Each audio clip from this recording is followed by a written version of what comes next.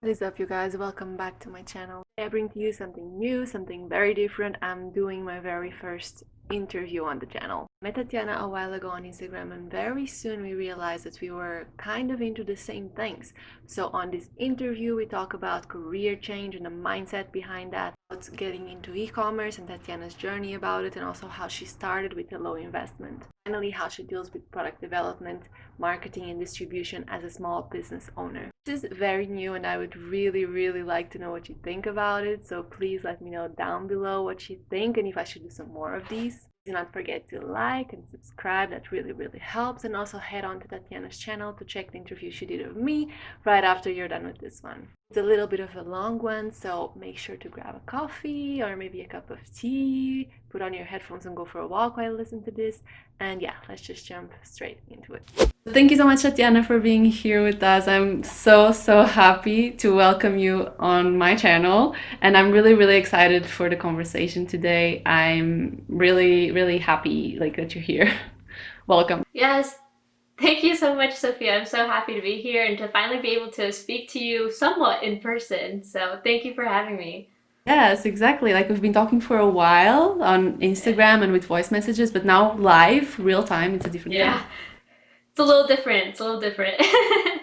Exactly. So I would like to start out by asking you to tell us a little bit about yourself and about your project, so why we are here today. Yeah, definitely. So I am currently a small business owner. I basically have an art store, at least that's what it started off being, and I wanted to sell art prints, but it kind of turned into something else, and now I sell a lot of graphic apparel. So I sell my designs on t-shirts, on hoodies, on sweatshirts, and it's just a way for me to get my art out there. So I sell it on both my own website as well as Etsy.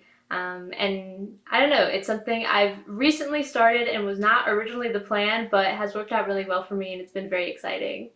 Okay, and what led you there? So what was the plan initially, if that was not the plan? And also how did you get to do this? Because I feel like you have kind of like a unique path and also in some things very similar to mine. So I would love to hear a little bit more about that. Yeah, for sure. So the original plan was to do Amazon FBA, but if I back it up even more, it kind of starts back in college. I was in my last semester and I was studying computer science, but right before I was about to graduate, I realized that I did not want to pursue this. I had a great job offer from like a wonderful tech company that I had interned at before. And there's no hate to that. It was awesome. But I realized that the tech field was probably just not for me. I knew that I wanted to do something creative. And although you can argue that like coding and stuff is creative in its own way, it wasn't the way that I wanted to be creative. And so I really took a step back and decided that that was probably a good time to walk away from it. But the scary thing was I had no idea what I was going to do next. I just knew that that's not what I wanted.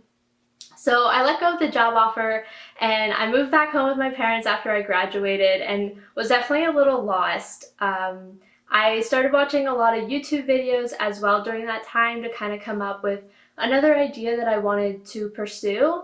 And entrepreneurship at this point was not on my mind at all. And through YouTube, actually, I came across Amazon FBA, which I know you do and have a lot of experience in. So originally, I was going to do Amazon FBA and enter the e-commerce space that way, because then that's when I realized, like, well, owning a business might be a way to go. So I started doing my research. I did the whole like product research phase. I chose a product, I got my samples, and then I was about to open my Amazon account when I realized that one, I needed a bank account for my business, and two, I needed some kind of like a utility bill or something under my name or my business name. And since I moved back home, I had neither of those. And that's when I started drawing again, and I realized, you know, one thing I know I'm always going to be doing is I'm going to be drawing or I'm going to be painting because it's just something I enjoy, so why not find a way to monetize it? And so that's when I started doing my research, and I was originally going to do the whole art print and just sell my art prints, but then I came across print on demand and learning how to put my own designs on t-shirts, and I felt like that was a really great way to merge like all my interests, like whether that's art, fashion, and even photography. So that's kind of how that came about. It was a whole little cycle I had to go through to even get there. That is so crazy. And I can only imagine like how lost you must have felt because I mean we prepare our whole lives for a certain career path and then we get there and maybe it's not what we expected or it doesn't fulfill us in all of the ways that we wanted to. And then you kind of say no to it and you go back without having a real plan. That is so scary. And I can only imagine how yeah, how that must have felt. And also it's very funny how your path is because I really believe that things happen for a reason somehow. So Mhm. perhaps you were really meant to like create first a thing that fulfills all of your interests and all of your passions, and only then like move on to whatever comes next. And it's so I just find it so interesting and so curious that it is like that. I felt lost during that time, and it was really rough because you don't want to feel lost. No one ever wants to feel lost. But I think I was fighting a lot of what I thought society expected from me and what my loved ones expected from me, as opposed to what I wanted from me. And I think that was something I struggled with like basically all 4 years of college. Like I kind of knew from the get-go that I wasn't liking it, but I was struggling because I was like, maybe it's this factor that I don't like. Let me switch it and try it differently. Like, let me try interning at a different company. Let me try, instead of being a software engineer, let me try being a program manager. And so I kept making all these switches because I didn't want to quit. I just thought that maybe I hadn't found the exact place in tech for me. And honestly, if I had stayed in it, maybe I could have found it, but I think at some point I realized that I was doing this mostly because I felt that I needed to do something more technical, and that was the way to make money and the way that people would be like proud of me, and it's kind of what was expected of me. And at some point, I realized, like that's not really worth my happiness, and I trust myself to work hard. And so if there's another avenue I want to pursue that I'm going to be happier with, like I might as well go do that. Like life is too short to not be doing something that you like. I just didn't want to be miserable day in, day out. I'd been miserable for the past 4 years. Why would I continue that for the rest of my life? Like, that makes absolutely no sense. So, for that reason, I was like, okay, I'm gonna make a decision for myself. And while it was difficult, I actually found that my closest loved ones all like really supported me, and I think that was super fulfilling. And then from there, it was kind of like, all right, let's hit the ground running because I need to prove to everyone that like I really can make this happen and that I'm gonna make something work for me. And now I'm so happy to be doing this whole entrepreneurship thing because I think the possibilities are much greater than if you just had like a regular 9 to 5. Like if I just stayed in tech, I would have been happy. I would have been making more than enough money, and it would have been a very comfortable lifestyle. But now I just feel like with entrepreneurship, there's so many more possibilities that I'm just like super excited to get there. I love that you're saying this because this is literally why I'm so passionate about it because I just get this moment in which I feel like the options are endless. You can do whatever you want with your time, with your life. Like you can create whatever you want. And I don't think it's for everyone, but if you feel No. this, I feel like yeah, maybe it's really what you're supposed to be doing. And actually I have a question for you. I wonder Yeah. if maybe is tech something that kind of comes in your family, maybe something that one of your parents or relatives does, because I also think I had a very similar experience with that, but not in tech. So I really wonder, is it something that maybe was Okay. passed down to you, like you're supposed to do tech because you saw someone else do it, or where does it come from, this idea? Yeah. I would say that tech itself was completely random. I went into college as a chemical engineer and I wanted to make makeup essentially, but I realized that that was just, yeah, very different. But I realized that that was like a very niche job, and with the chemistry degree, I should probably be able to have like options that I would genuinely be interested in.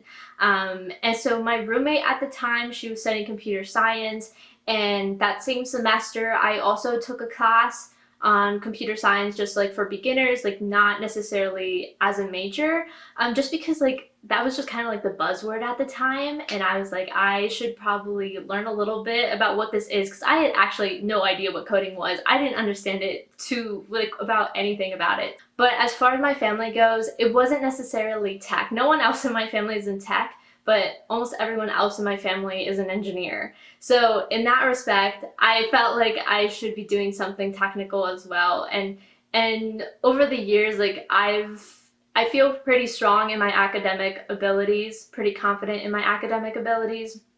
And so that's why I knew I could do it, and I felt like I needed to do something to challenge myself. So it was kind of, again, me just going with what I thought society expected of me instead of what I really wanted to do, because I always knew that I liked art. I just didn't know how to make a career out of it. And I think that's a big thing too. That's something I actually talk about in one of my videos, because if you want to do something creative, then I think you definitely can. It just seems very intimidating at the beginning because you don't actually know how you can make money off of that. And it's not until you're in college and you or have other life experiences where you realize that actually I can freelance, I can do affiliate marketing, I don't know, there's so many avenues to which you can become creative or do something that's not your traditional 9 to 5. And that's something you're only going to learn with time. So at the beginning, I say, ask yourself if you trust yourself to put in the work and that you really want this. And if you believe in yourself in that manner and you know you're going to go after it, then I say your risk is quite minimal. Oh my God, this is so amazing. I'm so passionate about this, and I swear, like, I will listen to this recording over and over again because this is exactly what I felt like. I always wanted something, or I wanted to do something with my life that I could not even verbalize because I just couldn't see it coming to life, and I didn't know or couldn't imagine how to make it a career. So it's exactly this, and I think we're so blessed. We live in a time in history that we have so much at the tips of our fingertips. Does that make any sense? I don't know. Yeah, we can make things become real. And just like you said, if you believe in yourself and if you know that you will work hard and make it happen, like there's not literally nothing stopping you. It's all about time. But just like as having a career, traditional 9 to 5, and making it a career also takes time and takes a lot of your time, effort and energy. So if you're not feeling it, why?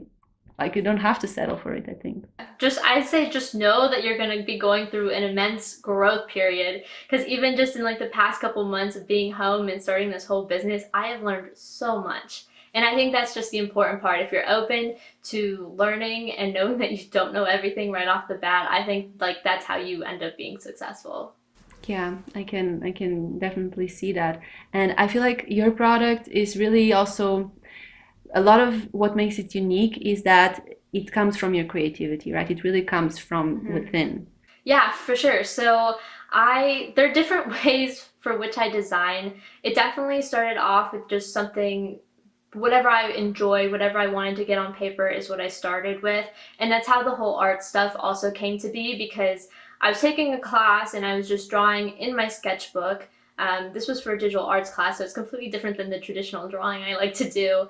And in one of the assignments, I ended up drawing this like female collage. It's basically a bunch of line art that I personally really liked. So I'm like, hey, let me digitize this. And I was redoing my room at the time. Is it the femme So shirt? it Oh my God, I is, love yeah. it. So I that's need what to get started it. this. I need to get it. I Thank will you. get it in the Yeah. next week for sure. No, thank you. Yeah, it's one of my favorites, and honestly, it's my bestseller too.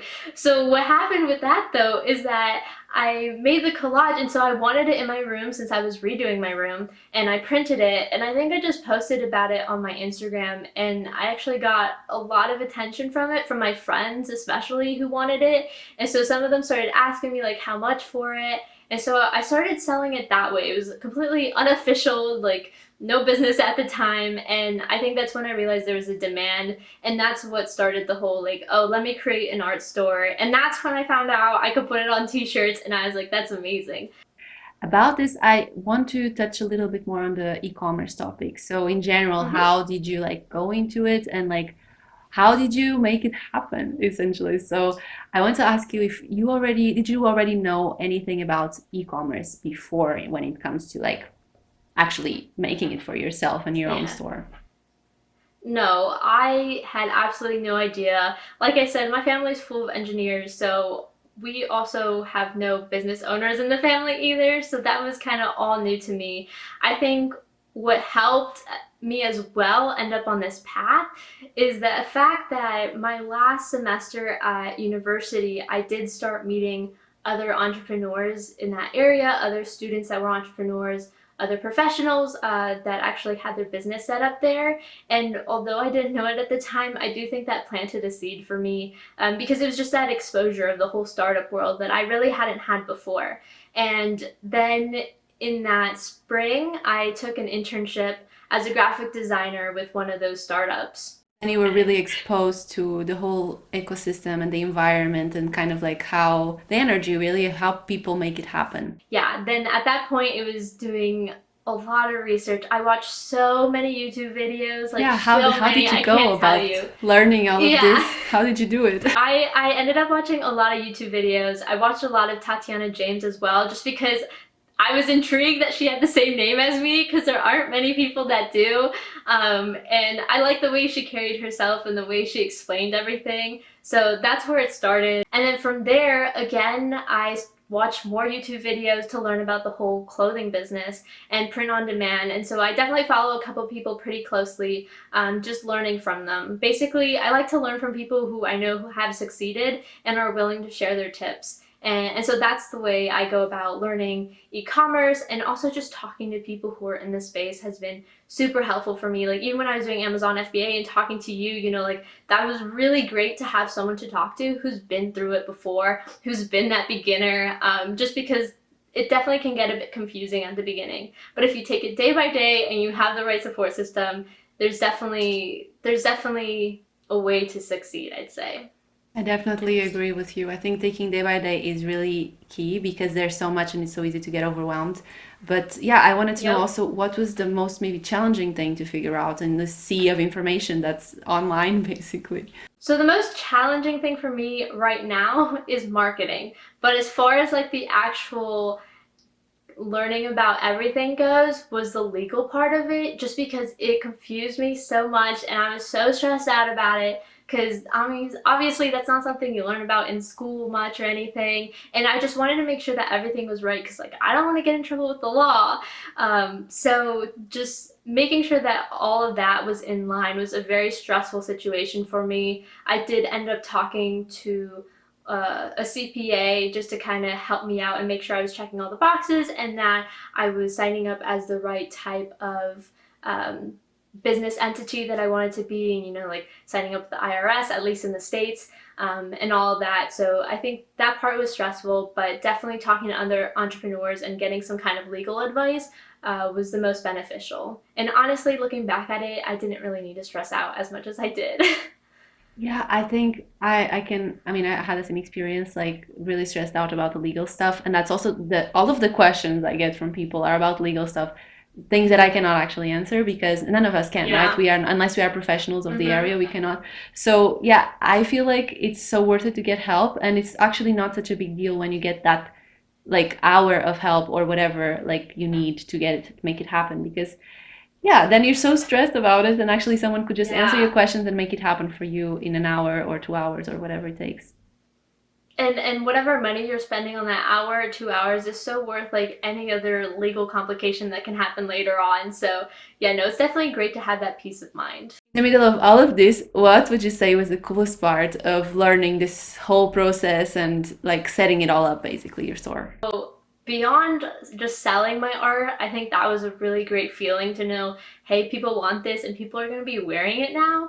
That part was really cool. But beyond that, I'd say just the amount of self-growth that I've seen in myself, I think is one of the coolest parts. Like, and it all kind of happened naturally in a way. So it all started organically. That's the word. It started organically just because in the beginning, I realized I needed to work a lot on my mindset. I wasn't in the right headspace. I was going through a lot of other things, and I realized that I want to start working on myself. So I started reading a lot. I started, again, YouTube. I do a lot of things on YouTube. Oh, Started you too? watching a lot of YouTube videos. Yeah, honestly, it's a free resource. Yeah, it's So I started amazing. watching a lot of YouTube videos. I actually got into affirmations and like manifestation, which is wild because that was something before that I was like, I don't know, it sounds kind of weird. It wasn't my thing. But after like reading about it more, I was like, honestly, I have nothing to lose, and no one even needs to know that you're doing affirmations or manifestations. You know, like that's like a personal thing. So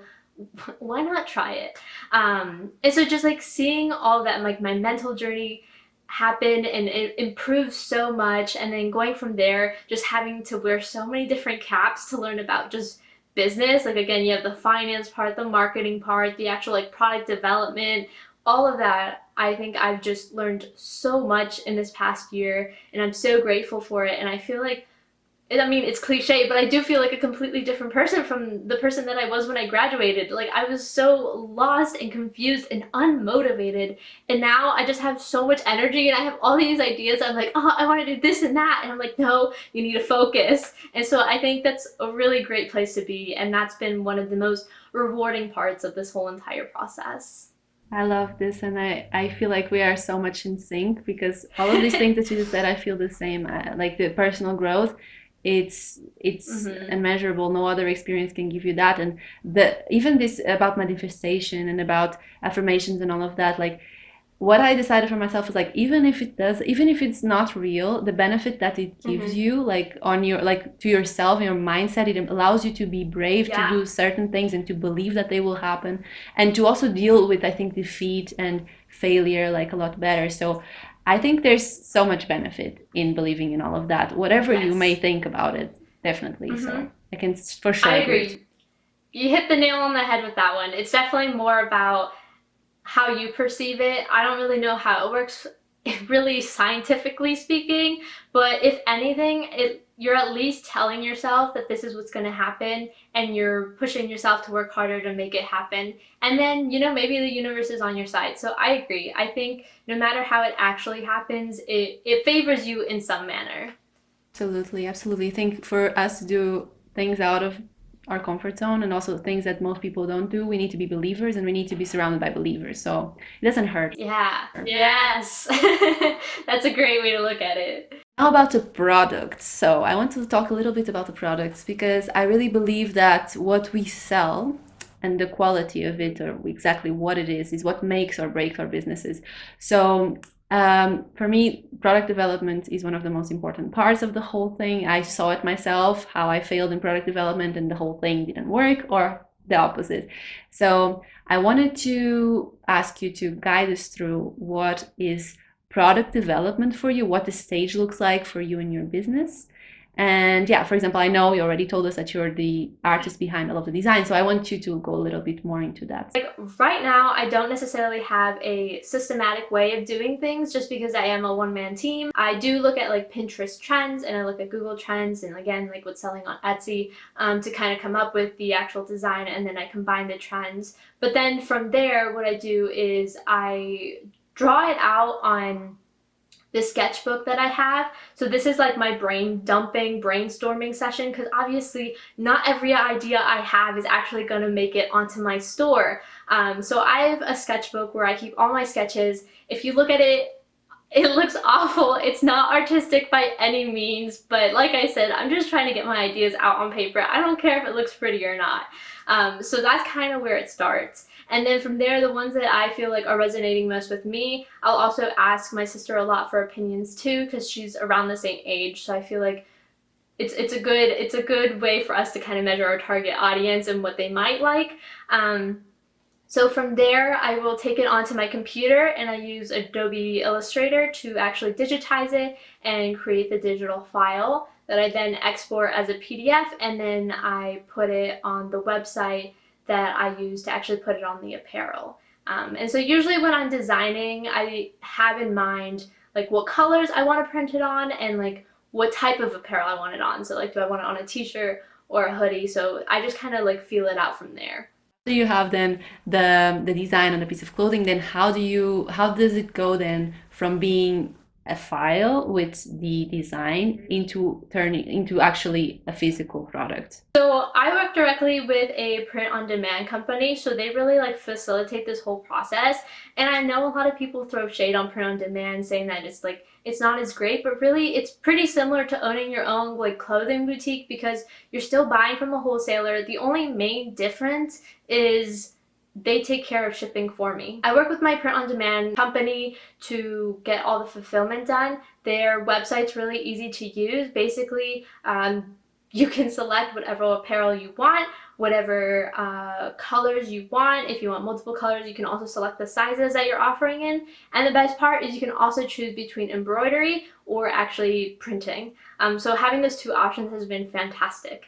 And you just upload your file on there, and then you submit it, and then you can add it to your store, and from there you create your own product listing. So I make my own product photos, I include my own descriptions, and basically set my own price. They have their set price that they charge me, and then I add on like my little margin as well, which the downside to print on demand is, yeah, they do eat up your margin a lot, but again, they facilitate so much for you that it's kind of worth it. Once someone makes an order, the order goes directly to them and they print the shirt for me. So that's the other great thing about print on demand, is that it's more efficient, and so there's less waste because you're printing basically only when someone wants it. And I obviously like to follow up. I let my customer know when I've received their order, when it's on their way, and when they've actually should be receiving it. So in that way, I still have a lot of contact with my customer, and I'm also really happy with the production team that I use, just because they have great customer service, and if anything is ever wrong, they're always willing to respond first of all, and also fix it. So it's been pretty great overall. I feel like this is so great, and it's such a great way, like you said, to get started with e-commerce, because anyway, that yeah, they can eat your margin, but anyway, you need scale in order to have these same things, so distribution or like fulfillment or whatever, not eat your margin. So it would anyway be the same case, and like this, I feel like you have a better opportunity to focus on the product really, and just getting it out there, which is what you need at this moment. How do you then guarantee quality, and when do you know that you're happy with the final product, being that the product doesn't actually come to your hand? Yeah, for sure. So there's actually a lot of really great ways to ensure that you're giving out a quality product. And I think that's a misconception that a lot of people have with print on demand, is that you still have some level of control. It's just kind of based on how much control you want to have. So the way I start with it is, first, I do a lot of research on finding a good print on demand service, one that I know is focused on quality, even if their production times might take a bit longer. That's fine with me. I'd rather them have a good product in the end than have it be fast and look cheap. Second of all, they do offer a lot of products, but that doesn't mean that every one of their products is good. So I start by doing research and reading their reviews and seeing which ones actually are rated highly, and from there I order samples. So I actually made a video on this where I ordered 3 different shirts and I tried them on, and this was so important to me because even though they all had high reviews, I had a certain vision for how I wanted the apparel to fit and how I wanted it to look and how the print would look. So I ordered it, and through that I discarded one of them because it did not fit with the vision that I had. And so then that way I was able to narrow it down to 2, and I had one that was an eco-friendly version and one that was just a regular version. And I could see the quality of the print. Another thing is you can get t-shirts with color swatches on it so that you know exactly how it's going to print on these t-shirts. And therefore, when I'm designing, I use these color swatches as a guide to color correct my photos. I have a black one and a white one because they print differently. So that's another way to ensure that it's quality. And then lastly, when it comes to embroidery, I do tend to actually order samples of all of those, just because embroidery is a bit different. You submit your file and then they digitize it for you, but there are many other specifications you have to follow. So I just like to make sure that the initial digitization actually looks nice. So I will order samples of my embroidery pieces. And then I'm lucky I did, because I've actually had one of them come in kind of messed up, and that was on them. They fixed it for me and sent me a replacement free of charge, and it looked great. So this way I know that my customers are actually getting something that's nice. So I've done the same thing with like hoodies and sweatshirts, basically testing them out, making sure they fit that vision, and then sending them out. So with that being said, you don't have to order like every single thing you design. That's not the point of this. I just mean that you want to order samples of the brands that you're going to be ordering from, because you just need to know the fit. Once you know the fit, you can pretty much figure out the design. Really up to you kind of to guarantee and to make sure you have ways. First, you really care. I think that's what I'm listening, is that you really care about making sure that the stuff is coming out the way you envisioned it and the way you created it. And then there's also ways, if you're working with the right partner, to make sure that they are creating like high quality products for your clients. Yeah, and I think that's another important thing when you are choosing who your production team is going to be. Like, do your research to make sure that they have good customer service and that they respond. Because at the end of the day, there will be mistakes that you just can't control. So when they do send it out to a customer in my email, I always say, like, if there are any issues, like, please feel free to reach out because I'm happy to make it right.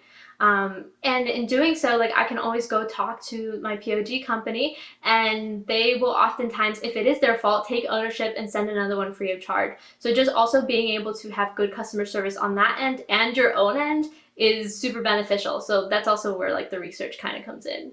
Sounds so amazing. I really love this business model, I have to say. It sounds really good. And I love the focus on Thank the you. product. And I love that you have a partner that takes care of the rest. Like, it just makes a lot of sense. I really love it.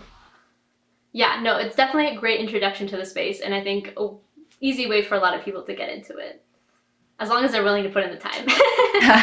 Can you imagine? Yeah, creating all this product, and you need to be a creative person, or like know what you want to create, basically. What's the product that you want to deliver? Yeah, I wouldn't even say you need to be like artistically talented. I know a lot of people are actually in this business who aren't artistically inclined.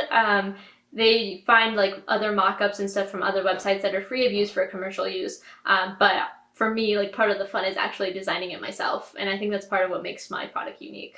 And talking about marketing, obviously it is such a big part of e-commerce because there's so many options nowadays. So I wanted to ask you, how do you deal with it? How do you deal with it?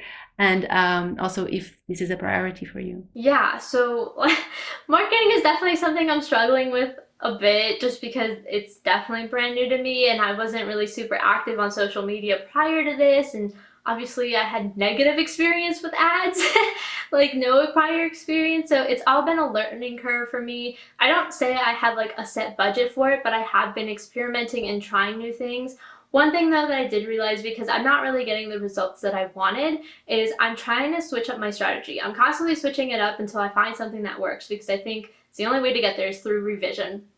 So I realized that I was spending a lot of time and energy on growing my Instagram. And while I am so thankful for all the followers and things I have, I'm also not growing at the rate that I wish I was. And so what I realized and what I heard from someone else the other day that's been super great in like shifting my mindset about it is I should be working on growing the platforms that I can actually monetize, that's actually going to give me sales. And so the thing with Instagram, it's great for like exposure, but oftentimes it's already saturated and it's really hard to grow and get yourself out there. So instead, now I want to focus more on YouTube. So I have so many more videos lined up because you can actually monetize YouTube. I'm on TikTok now because you can actually monetize TikTok and the growth is so much faster.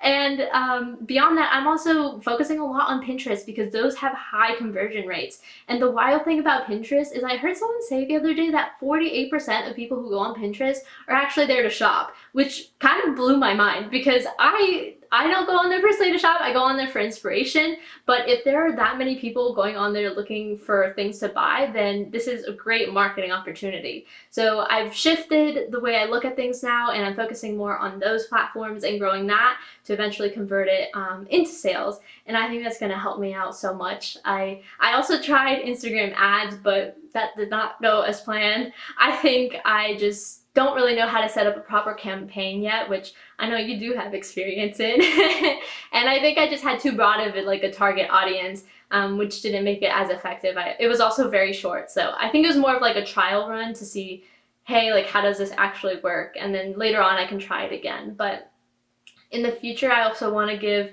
affiliate marketing a try. That's also another great way to get exposure and also send things to micro influencers. So I do have a couple strategies that I am going to try out and see what works, but marketing is definitely so important. Like, I wish I had placed a much greater emphasis on it from the beginning. I think, yeah, but focusing on a product is really important. I think it sounds like you are doing amazing. I'm with you. I'm right there with you when it comes to this realization that we should focus on the platforms that we can monetize. I was also putting so much time and energy on Instagram, and you cannot really make money off of Instagram. And No.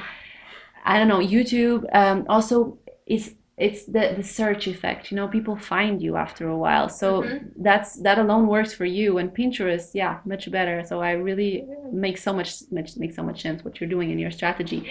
And on TikTok, actually, what is your strategy on TikTok? What do you do on TikTok? I'm very curious because I'm not on TikTok. I It's a bit foreigner to me. I mean, I am there checking it out, but not as a creator. Yeah. So I would love to Yeah. hear your perspective. So yeah, TikTok is definitely still new to me. I think I just really started going at it this past week. And one thing I'd say, if you're gonna open a TikTok, and be very specific on what your first video is, because I think your first couple of videos are really going to determine the number of views you get in the future, and it might slow your growth if you're not getting a lot of views in the beginning, which definitely hurt me because I unfortunately did that. I opened my TikTok up a long time ago, earlier this, probably like in July or something, and I started posting videos, but they had nothing to do with my niche. I was just kind of fooling around, and obviously they didn't get a lot of views, so my growth is not as great as I wish it were, but it's still better than Instagram. And so I'm trying a few different tactics out. But one thing I'm doing now is I am going back to my traditional art, and I'm doing a lot of portrait drawing, realistic portrait drawing. I'm actually going to be putting out a YouTube video really soon on my Harry Styles drawing because I did a time lapse, and I want to start doing a bit more of that. And that's gotten a lot of views, a lot of comments, a lot of shares, which has gotten me super excited. So I'm trying to do that series. I'm trying to focus it more on the art instead of just trying to sell my product right off the bat. I just want to be like, hey, like, I'm an artist, I want to get my stuff out there, this is what I do. And then down the road, I can be like, hey, like, I also have a store if you want to check it out. Or if I end up linking my YouTube, they can also see it that way. But I'm not trying to push products onto them right off the bat because I feel like that's too salesy and it's just going to be much harder to grow. So I'm trying to come off as a person first and focusing on my actual art that I'm really excited to do. I'm currently working on a Timothy Chalamet portrait as well. So I'm focusing on, hey, let's provide value, and then I'm also going to do some series that it's on, let me show you how you can also improve your art skills. So it's the education part of it. So that's going to be my strategy. This is amazing. It's so good that you found that this works, that actually the art stuff seemed to be working for you and that has Mm-hmm. resonated with this specific audience. And then I totally agree with you. Like, I would find you, I would really like your stuff, and then I want to buy from you because maybe I also like some of these things that you are putting on shirts. And maybe it even allows you to collect a lot more feedback from people and to know what you need to create next, because maybe people, I mean, I wouldn't say, I don't know, but maybe they really like the Harry Styles portrait on a t-shirt. I Mm-hmm. don't know, you know, for example, you can get that type of feedback. No, yeah, for sure. I've actually gotten a couple of people saying like, hey, like, I'd buy this off of you. The only thing is I have to see if it's even legal to sell because like I did use a reference photo of him, so I don't know. I need to talk to a lawyer about that. But at least for like exposure, it's really great, and it's really great to be able to provide that value to people because the one thing that I think it's really helping with is building that community, because it's not so much about selling my business, it's more about like, hey, this is a community, and if you want to support me, then you can purchase from me. And I think that's like a really big part of it, and it just kind of makes it a bit more wholesome. Yeah, that makes a lot of sense. And I think you represent a lot of things that people will want to support. So that makes really a lot of sense. And actually, one of Thank the you. things that we first connected on was the fact that we were both on YouTube. So I wonder, Mm-hmm. how does YouTube go in the picture, and how did it go in the picture in the beginning, and now does it, which role does it play now? Yeah, so I've definitely abandoned YouTube for like, the past couple of weeks, We all unfortunately, did. but We all did. yeah, Like, on and off. yeah. It's a part of the journey, I feel like. It can get overwhelming sometimes, and I think the editing process, I try to put a lot of effort into it, and sometimes it's really exhausting. But I'm excited to do more videos now that I'm more focused on it and I have more of a clear vision of what I want to do. But essentially, I started it almost kind of before I had an idea of the route I wanted to go down because I wanted to kind of share this whole transformation journey that I knew I was going to be going on.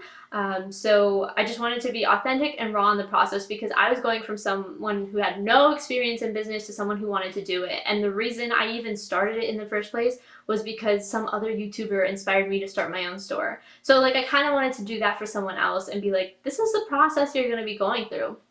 So That's the original reason why I started YouTube in the first place, was just for me to be able to share what I've learned, and have something to look back on in the future to be like, wow, I've come so far. It's been more exciting the more that I've gotten into it, and I think the more that you have a clear vision for it, the more you're willing to commit to it. I think the hardest part is just kind of coming up with ideas, to be honest. Yeah, I feel like also like action inspires ideas, action Mm-hmm. inspires. If you don't start, you will never like have it morph into the next thing that you will actually Yes, maybe you be need really excited. momentum. Exactly, absolutely. Yeah, I agree. no, you're so right.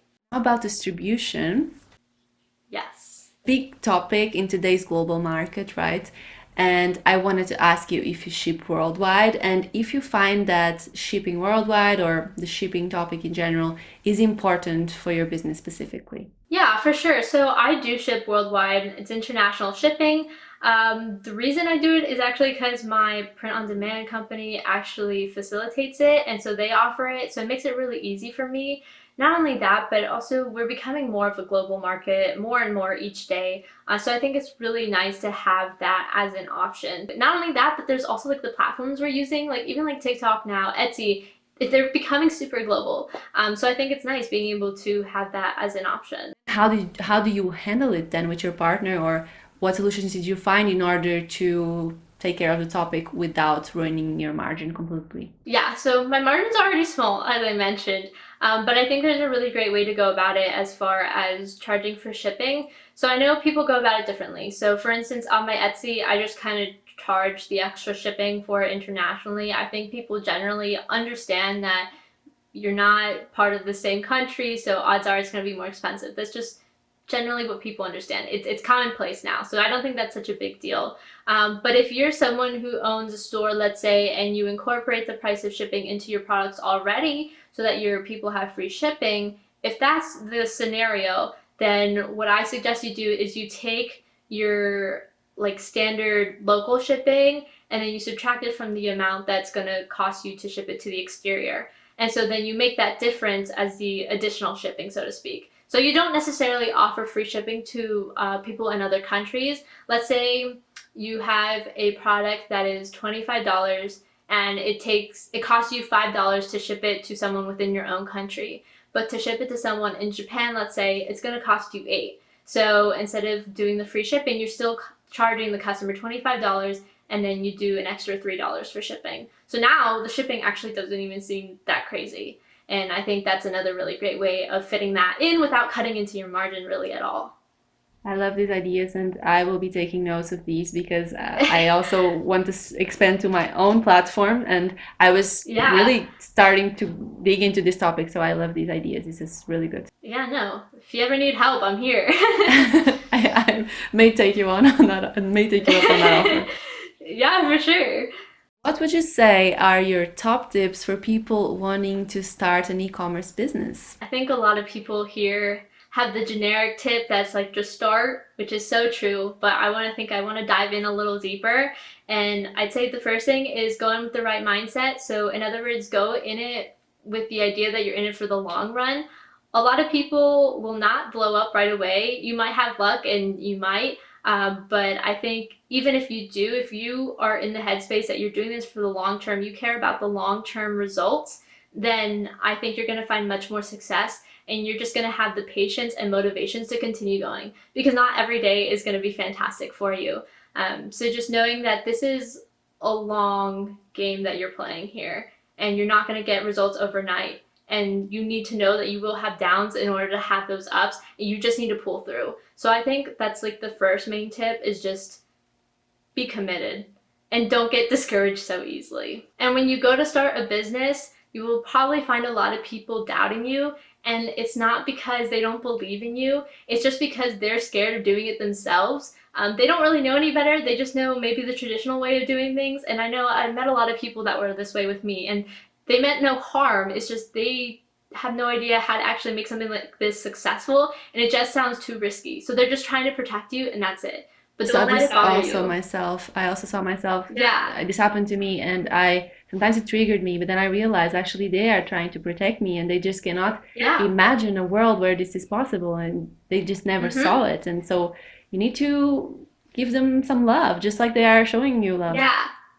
Exactly. They're not trying to hate on you or what you're doing. It's not that they don't believe in you. They're just scared. So you just got to be confident in yourself and try to explain what you're doing and tell them to give you time because you can get there. And then I think the last thing that really helps with all of that is to learn from people who have done it before. You know, when you are on YouTube looking at videos, like learn from people who actually have results, have been successful, and have some kind of proof to show for it. Because these are the people you want to learn from. You know, I think a lot of people say you got to learn from the greats in order to be great. I kind of take the same perspective with business. And also just make sure that when you are taking in this advice that you're keeping in mind from what perspective they're sharing it from. Because a lot of these successful people are maybe making 6 figures now, 7 figures now, and the strategies they're applying are going to be completely different than the strategies you need to apply as a complete beginner. And I know a lot of these people will actually still share tips of how to go about it as a complete beginner. So just make sure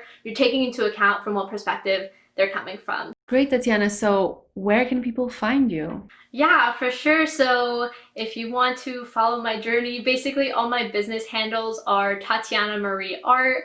That's Pinterest, that's Etsy, honestly, Instagram, everywhere. But if you want to follow more of my personal journey, then it's going to be Tatiana Marie with 2 M's. Thank you so much for your time. This conversation was really amazing. Yeah, no, thank you so much for having me. It was an absolute pleasure getting to speak with you and just being able to share my journey with you. So thank you so much, and I can't wait to have you on my channel as well. Guys, thank you so much for watching. Let me know down below what you thought of this format and if you liked it and if I should do some more. Please don't forget to like and subscribe to the channel. And check Tatiana's channel to listen to my interview that she did of me. Thank you so much for watching and see you next time. Bye!